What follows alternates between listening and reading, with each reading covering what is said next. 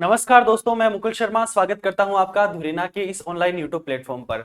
आज के सेशन में हम आपके बीच उपस्थित हैं सीईटी के लिए चर्चा को लेकर। और ये चर्चा है क्या, ये आपको थंबनेल में दिख रहा होगा। सीईटी के जो भी बच्चे तैयारी कर रहे हैं, 12th का नोटिफिकेशन जारी हो चुका है, ग्रेजुएशन लेवल का नोटिफिकेशन जारी हो चुका है। आपने अपनी तैयारियां शुरू कर दी होगी, नहीं करी है तो आपको तैयारी जल्दी ही शुरू कर देनी है। फॉर्म भी दोनों ही परीक्षाओं के भरे जाने लगे हैं और फॉर्म भी अपने को टाइम से ही भर देना है। इसमें किसी भी प्रकार की ढील है वो अपने को नहीं बरतनी है। अब ध्यान हमें क्या रखना है, आप जितने भी बच्चे तैयारी कर रहे हैं उनमें से अधिकतर बच्चे काफी लंबे समय से राजस्थान की तैयारियों में लगे होंगे। अगर लगे हो तो आपको पता है कि सावधान किस चीज से रहना है, नहीं लगे हो तो आपके लिए वीडियो विशेष रहने वाला है। आपने सबने एलडीसी का पेपर देखा होगा, या फिर आप में से बहुत सारे लोगों ने एलडीसी का पेपर दिया होगा। जिन्होंने भी एलडीसी का पेपर दिया है वो सभी सीईटी की परीक्षा देंगे, सभी को सरकारी नौकरी चाहिए, ठीक है। अब हमें जो एलडीसी की परीक्षा हुई उससे कुछ चीजें समझ कर चलना पड़ेगा। क्या समझना है हमें, एलडीसी का पेपर है वो आयोजित हुआ, उसके अंदर दो पेपर होते हैं। पहला जो पेपर होता है उसके अंदर जीके का पोर्शन आता है, मैथ का पोर्शन आता है, साइंस का पोर्शन आता है। दूसरा जो पेपर होता है उसके अंदर 50% क्वेश्चन हिंदी के होते हैं, 50% क्वेश्चन इंग्लिश के होते हैं। इस बार ये देखा गया कि पिछली बार प्रीवियस ईयर के जितने भी पेपर हुए हैं एलडीसी के, इस बार जो बोर्ड है उसका प्रश्न पूछने का रवैया एकदम ही बदल गया। यानी कि पहले जो प्रश्न जीके के 50 प्रश्न पूछे जाते थे, अभी के समय पर उन प्रश्नों की संख्या 100 से अधिक हो चुकी है। ये बच्चों के साथ में बहुत बड़ा अन्याय हुआ है, बहुत बड़ा धोखा हुआ है, बहुत बड़ा खेला हुआ है। क्यों हुआ है? जो बच्चे प्रीवियस ईयर के पेपर है उनको आधार मानकर तैयारी कर रहे थे, उनके साथ में ये धोखा हुआ है। वो ये देख रहे थे कि जीके के 50 क्वेश्चन आएंगे, मैथ के 50 क्वेश्चन आएंगे, साइंस का पोर्शन आएगा, मिला जुला कुछ रूप है वो यहाँ पर हमें पहले पेपर के अंदर देखने को मिलेगा। लेकिन बोर्ड ने सबको चौंका दिया और जीके के, मात्र जीके के जो प्रश्न है वो 100 से अधिक प्रश्न पूछ लिए गए। इससे होगा क्या, उन बच्चों को बहुत बड़ा नुकसान होगा जो बच्चे काफी लंबे समय से और फिर प्रीवियस ईयर के जो पैटर्न है उसको फॉलो करते हुए तैयारी करते आ रहे थे। जिन्होंने कुछ कोचिंग वालों की बात मानी, कुछ टीचर्स की बात मानी, या फिर अपना दिमाग लगाकर जीके को छोड़ दिया, जीके के कुछ पोर्शन को छोड़ दिया। जिस बच्चे ने प्रीवियस ईयर में जीके के 10 प्रश्न देखे हों किसी एक सब्जेक्ट से और उसको छोड़ दिया, इस बार उससे 30 प्रश्न पूछ लिए गए, तो ये बहुत ही ताज्जुब की बात है कि उसका पेपर है वो ताज्जुब की बात नहीं होगी कि उसका पेपर खराब होगा। सामान्य सी बात है कि जब आपने एक आधार माना है प्रीवियस ईयर के पेपर को, और ये कितनी बड़ी बात है कि राजस्थान में जो परीक्षा एजेंसियां हैं वो कैसा सिलेबस जारी करती है, कैसा पेपर पैटर्न जारी करती है, कैसा नोटिफिकेशन जारी करती है, किसी को समझ में नहीं आता। जो नोटिफिकेशन जारी किया जाता है उसके अंदर सिर्फ और सिर्फ सिलेबस लिख दिया जाता है, ये नहीं बताया जाता कि किस सब्जेक्ट से कितने प्रश्न आएंगे। जब ऐसा होता है तो बच्चे जो तैयारी करते हैं उनके सामने, अब अगर आप सीईटी का सिलेबस देखो, जब आप सीईटी का सिलेबस देखते हो तो इस सिलेबस के अंदर कितनी सारी सब्जेक्ट हैं। आपको हिस्ट्री पढ़नी है, आपको हिस्ट्री, पॉलिटी, इकोनॉमी, ज्योग्राफी, ये चारों ही आपको पहले तो पढ़नी है राजस्थान की, ये चारों ही आपको पढ़नी है इंडिया की। तो टोटल 8 सब्जेक्ट तो आपके सामने यही हो गए बेटा जी। इसके अलावा अगर आप आगे जो सब्जेक्ट है उसको काउंट करते हो तो आपको हिंदी पढ़नी है, आपको हिंदी पढ़नी है, इसके अलावा आपको इंग्लिश पढ़नी है, इसके अलावा दो सब्जेक्ट होते हैं आपके, मैथ्स है, रीजनिंग है। मैथ्स है, इसके अलावा आपके सामने रीजनिंग है, ठीक है। मैथ्स है आपके सामने, इसके अलावा रीजनिंग है। मैथ रीजनिंग के अलावा कंप्यूटर आपको पढ़ना पड़ेगा, ये भी आपके सिलेबस में दिया हुआ है। इसके अलावा करंट अफेयर्स है, वो भी आपके सिलेबस के अंदर लिखा गया है। अब आप एक चीज सोचिए कि 8 और 4 कितने हो गए, 12, और 2 सब्जेक्ट हो गई ये, यानी कि टोटल 14 सब्जेक्ट आपके सीईटी के अंदर पूछे जाएंगे। जो बच्चा 12th पास करके आ रहा है, जो बच्चा कॉलेज पास करके आ रहा है, उनको नहीं पता कि जो चीजें हैं उनको किस प्रकार से पढ़ना है, कौन सी चीज पढ़नी है, कौन सी चीज छोड़नी है। उनको आपने सिलेबस दे दिया पहाड़ सा, कोई बात नहीं, आपने सिलेबस दे दिया।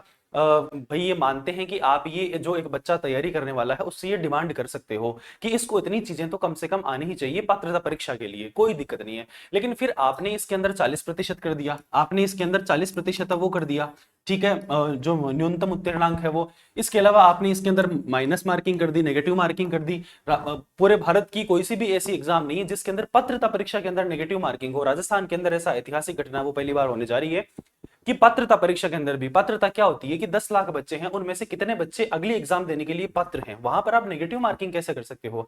आपने जितने बच्चों की परीक्षा ली उसमें से कुछ ऐसे निर्धारण कर दीजिए 40% है बस, इससे ऊपर जितने भी बच्चे हैं वो सारे के सारे सेलेक्ट, नेगेटिव मार्किंग उसके अंदर आप कैसे कर सकते हो।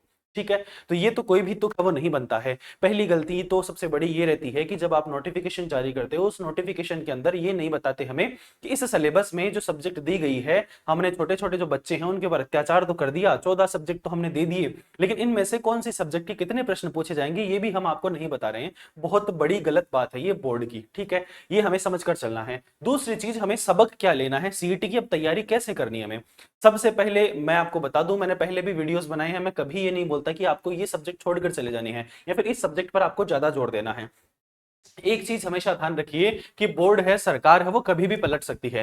पहले ऐसा बहुत बार हुआ है कि जो पिछले प्रीवियस ईयर के अंदर जितने प्रश्न पूछे गए थे उतने ही प्रश्न हैं वो आज जितनी एग्जाम हो रही है उसके अंदर भी उसी सब्जेक्ट से पूछ लिए गए हैं। लेकिन अब जो है वो समय बदल चुका है और समय की मांग ये कहती है कि हमें कोई भी सब्जेक्ट छोड़कर नहीं जाना है। अगर आपने कंप्यूटर छोड़ दिया, कंप्यूटर के पिछली बार 7 क्वेश्चन आए थे, इस बार हो सकता है कंप्यूटर के 20 प्रश्न आ जाए, क्योंकि ऐसा एलडीसी के अंदर हुआ है। ये मैं नहीं बोल रहा हूं आपको और ना मैं आपको डरा रहा हूं, लेकिन अपने सामने एक पर्याप्त समय है वो बचा हुआ है, 3 से 5 महीने का समय दोनों जो आपकी सीईटी है उसके लिए बचा हुआ है, ठीक है।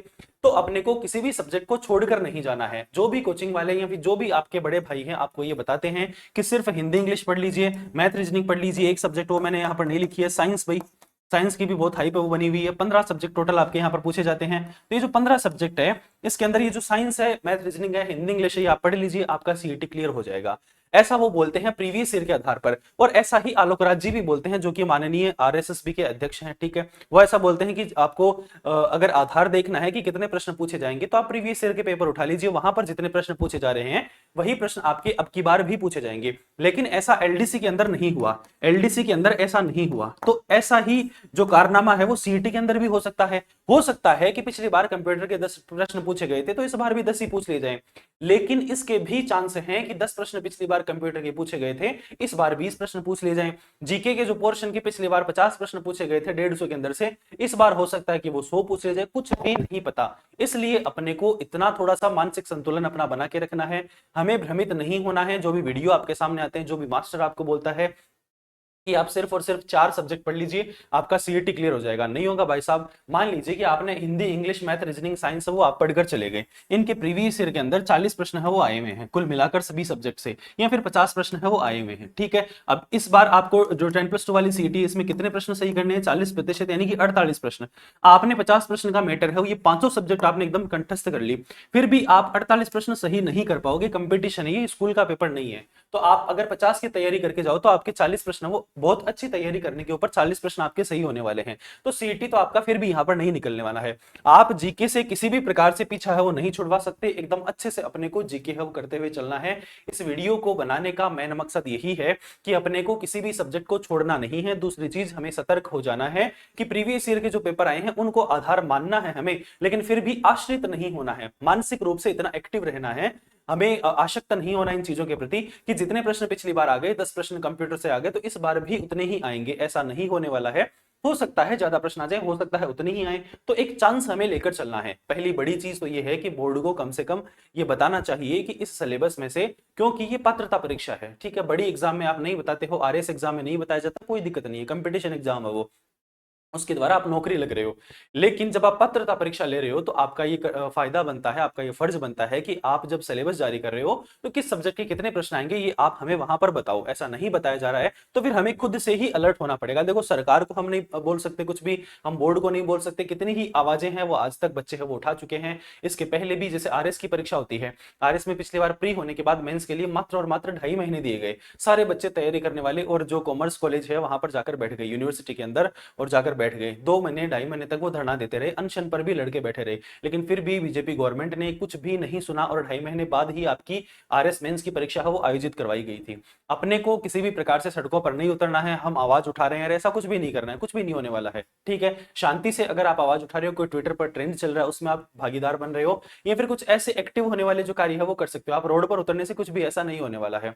अपने हाथ में क्या है, अपने हाथ में है अपना कर्म, ठीक है, यानी कि अपनी तैयारी है वो कर सकते हैं। इसलिए से अपने सामने जो सिलेबस है अब हम उसको अच्छे से पढ़े बस। हमारे सामने अगर 14-15 सब्जेक्ट है तो कोई दिक्कत नहीं है, हम एक दिन 7 सब्जेक्ट पढ़ेंगे, अगले दिन 7 सब्जेक्ट पढ़ लेंगे, उसके अगले दिन वापस से पहले वाले 7 सब्जेक्ट पढ़ लेंगे। सारा अपने को पढ़ना पड़ेगा। हम 10 घंटे पढ़ते थे तो हमें 14 घंटे पढ़ना पड़ेगा। सरकारी नौकरी अगर चाहिए तो भाई साहब जैसे एजेंसियां चल रही है, जिस प्रकार परीक्षा करवा रही है, वैसे ही हमें पढ़ना पड़ेगा। हमारे हाथ में कुछ भी नहीं है। तो एलडीसी की एग्जाम हो आपके सामने एक बहुत बड़ा मील का पत्थर वो साबित हो सकता है। आपको इसको देखना है, उसको देखकर ये समझना है कि बच्चों के साथ में धोखा हुआ है, तो वही चीज अपने साथ में सीईटी के अंदर भी हो सकती है। ठीक है, जिन्होंने एलडीसी दी है वही लोग सीईटी भी देने वाले हैं। तो ये उनको समझते हुए चलना है कि अपने को किसी भी प्रकार से भ्रमित नहीं रहना है कि सिर्फ यही सब्जेक्ट अपने को पढ़ने हैं, या फिर ये जो सब्जेक्ट पिछली बार इतने प्रश्न पूछ लिए गए, इस सब्जेक्ट से इस बार भी इतने ही प्रश्न पूछे जाएंगे, ऐसा नहीं होने वाला है। ठीक है, ये वीडियो लाने का मेन मकसद वो हमारा यही था। तो एलडीसी से अपने को ये सबक लेते हुए चलना है। मिलते हैं किसी नेक्स्ट सेशन में, तब तक आप अपने सीईटी की जो तैयारी है उसको एकदम अच्छे से करते रहिए। आगे आने वाली 3 साल में जितनी भी भर्तियां हैं सबके लिए ये जो रामबाण है वो साबित होगा। सीईटी आपको पास करना पड़ेगा, इसलिए पटवारी है, वीडियो है, एलडीसी है, इसके अलावा जितनी भी राजस्थान पुलिस कांस्टेबल जो परीक्षा होती है, पहले ही सीईटी के बाहर थी, अभी सीईटी के अंदर ये होने वाली है। इसलिए अपने को इन एग्जाम में भागीदार होने के लिए भी सीईटी पास करना पड़ेगा। तो अपने को सीईटी को हल्के में नहीं लेना है भाई साहब, बहुत अच्छे से अपने को तैयारी करनी है। किसी भी सब्जेक्ट को अपने को छोड़ना नहीं है। कुछ सब्जेक्ट वो छोड़े जा सकते हैं। मान लीजिए इंडियन हिस्ट्री आपको समझ में नहीं आ रही, आपने उसको छोड़ दिया, कोई फर्क नहीं पड़ेगा। 2 प्रश्न आ रहे थे पिछली बार, मान लीजिए इस बार 5 आ गए, इससे ज्यादा तो नहीं आने वाले। तो स्मार्टली अपने को तैयारी करनी है। अपन हार्ड वर्क करते हैं, उसके साथ अपने को स्मार्ट वर्क भी करना है। अपने को स्मार्टली तैयारी करनी है। अपने से बड़े जो लोग तैयारी कर रहे हैं उनसे हमें उन चीजों को सीखना है, उनसे बातें करनी है, जो वो बता रहे हैं उनका हमें जो बातें हैं वो माननी है। ठीक है, तो अपने को किसी भी प्रकार से जो लोग हमें भ्रमित करते हैं अपना कोर्स बेचने के लिए, उनसे भ्रमित नहीं होना है। अपने को एकदम अच्छे से तैयारी है वो करनी है, किसी भी सब्जेक्ट को नहीं छोड़ना है। जो लोग बोलते हैं जीके को नहीं पढ़ना है, तो फिर भी आप उनकी, अगर वो मैथ अच्छा पढ़ा रहे हैं, रीजनिंग अच्छा पढ़ा रहे हैं, तो आप पढ़ लीजिए, उनसे कोई दिक्कत नहीं, लेकिन जीके को मत छोड़िए। ऐसी बातों से आप भ्रमित मत होइए। खुद का विवेक अपने को नहीं खोना है। मैन मकसद है वो मेरा बोलने का यही है। खुद का विवेक अपने को नहीं खोना है। खुद की समझ है वो हर इंसान के अंदर अपनी होनी चाहिए। ठीक है, बहुत बहुत धन्यवाद आपका। मिलते हैं किसी नेक्स्ट सेशन में।